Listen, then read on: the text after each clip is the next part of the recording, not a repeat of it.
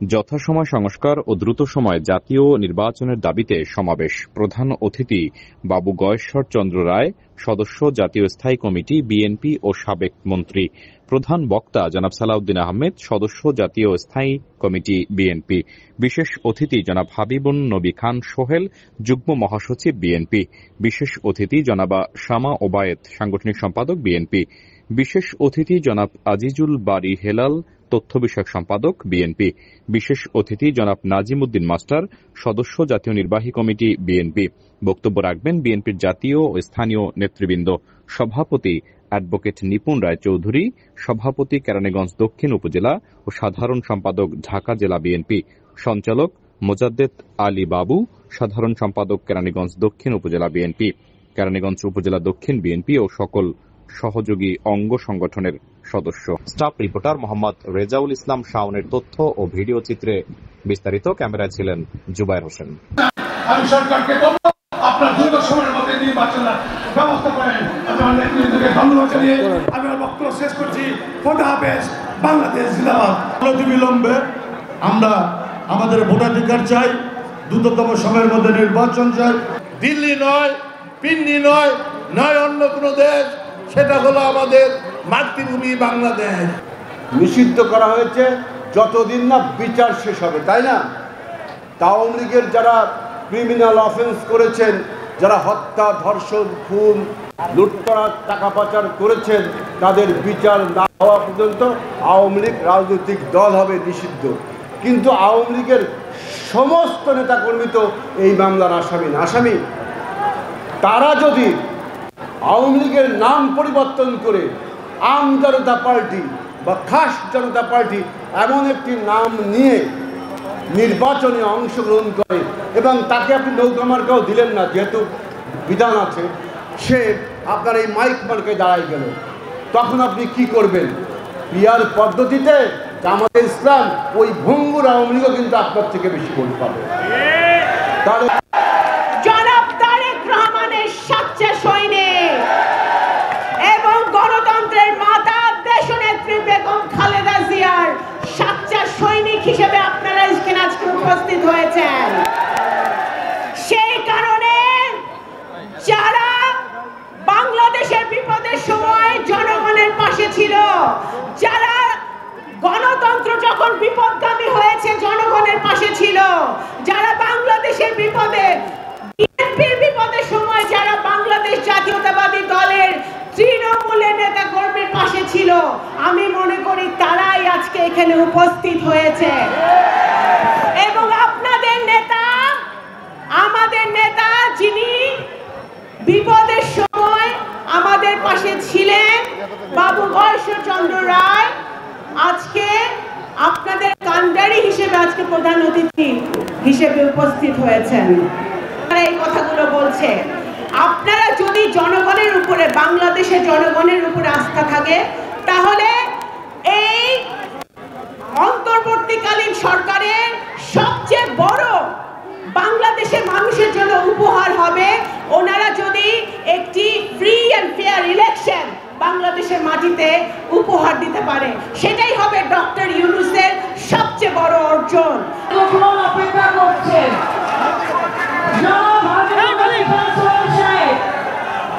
আমাদের 5টার সময় তিনি বক্তব্য রাখবেন, 5টার নামাজের পর তিনি বক্তব্য রাখবেন।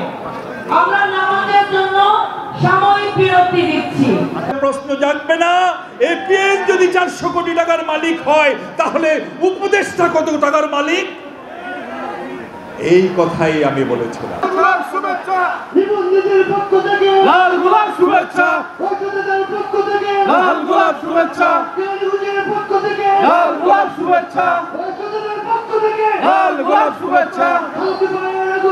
শুভেচ্ছার স্বাগতম, খালেদ ভাইয়ের আগমন, শুভেচ্ছার স্বাগতম, খালেদ ভাইয়ের আগমন, লাল গোলাপ শুভেচ্ছা, লাল গোলাপ শুভেচ্ছা, লাল গোলাপ শুভেচ্ছা, লাল গোলাপ শুভেচ্ছা, লাল গোলাপ শুভেচ্ছা, খালেদ ভাইয়ের আমাদের মাঝে উপস্থিত হয়েছেন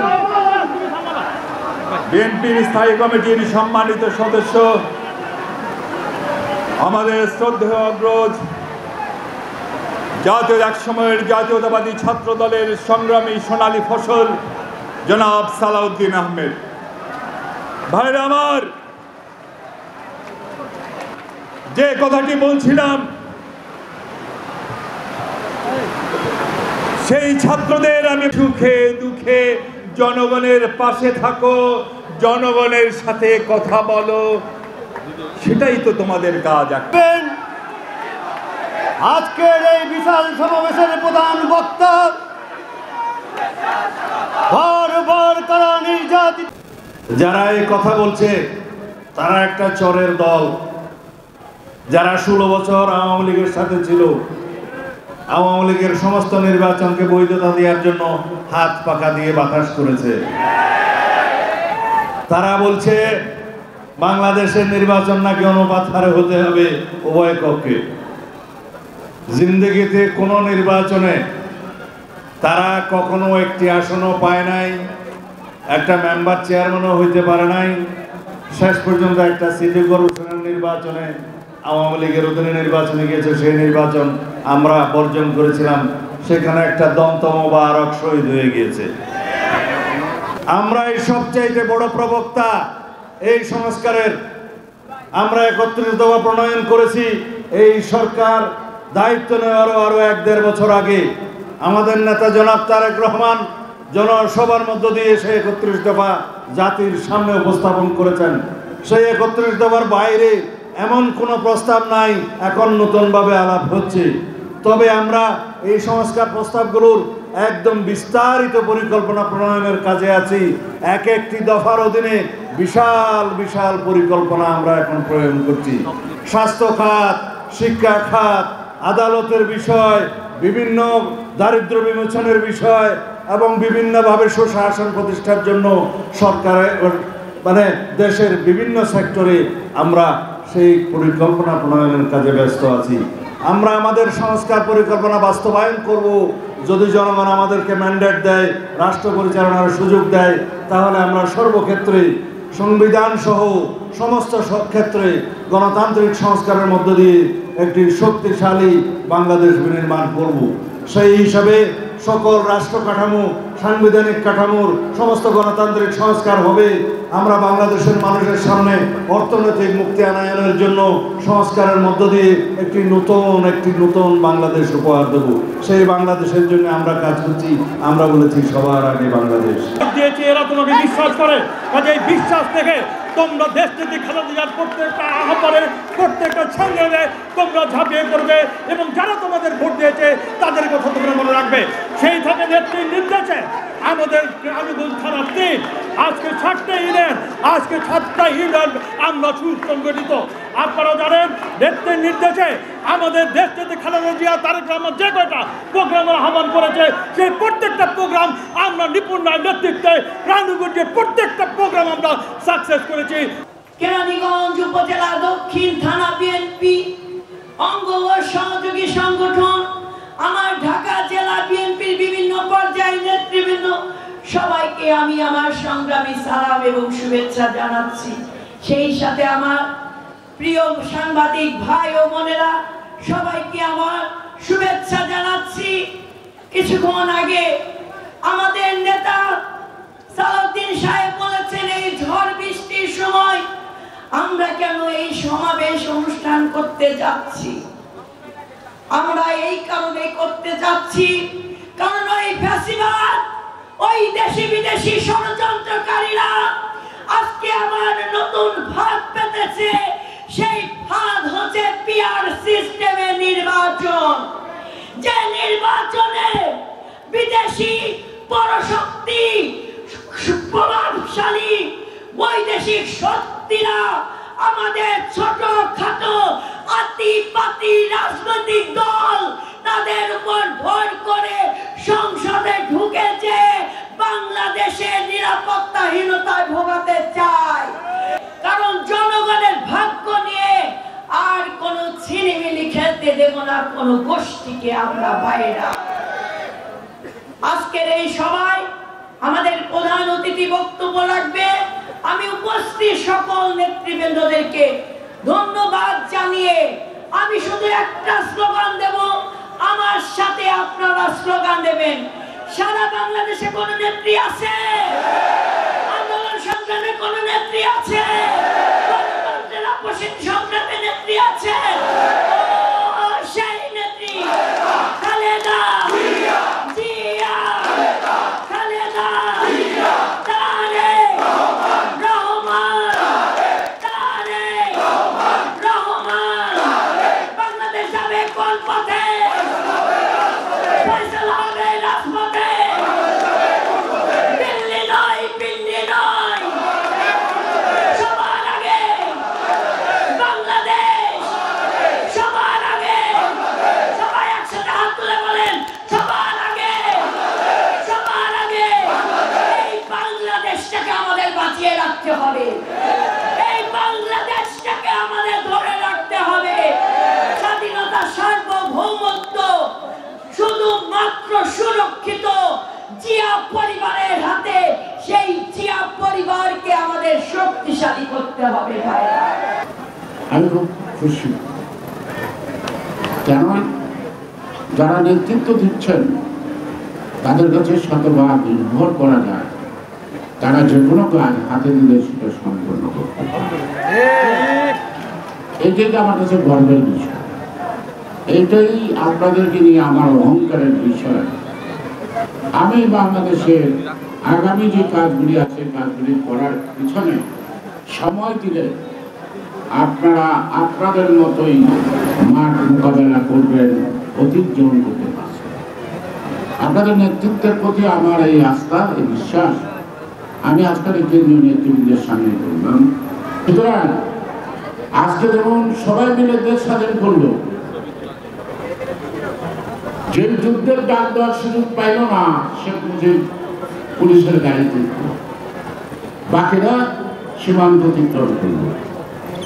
জিয়াউর রহমানকে তো চিনতেন, তার আগমন খুব আকস্মিক। আমি মেজর জিয়া বলছি, কেউ জিজ্ঞেস করে না। স্বাধীনতার ঘোষণা করছি, কেউ জিজ্ঞেস করে না এই মেজর জিয়াকে। আপনারা যুদ্ধে অংশগ্রহণ করেন, কেউ জিজ্ঞেস করে না এই তুমি কে। অর্থাৎ জাতির চিন্তা, চেতনা, আকাঙ্ক্ষা বসাতে জিয়াউর রহমানের কণ্ঠের প্রতিধ্বনি হয়েছে। তাই সেদিন থেকে জিয়াউর রহমান এই বাংলাদেশের তৎকালীন 7.5 কোটি মানুষ এবং আজকে 18 কোটি মানুষের আত্মার আত্মীয়। বহু লোকের ভাই, বহু জেলার লোক এখানে বাড়ি ঘর করতে। এখানে অনেকগুলি সমস্যা আছে। যদি সামাজিক সমস্যা বলে, প্রথম সমস্যা হল বাবার আড্ডা, মাদকের অত্যাচারের মানুষ আতঙ্কিত। আমাদের এই মাদকের বিরুদ্ধে লড়াই করে তুলতে হবে। আমি এই মাঠে বলেছিলাম, মাদক ব্যবসায়ীদের ভোট আমি চাই না। আমি এই মাঠে বলেছিলাম 8 সালে, আমি ভূমিদস্যুদের ভোট চাই না।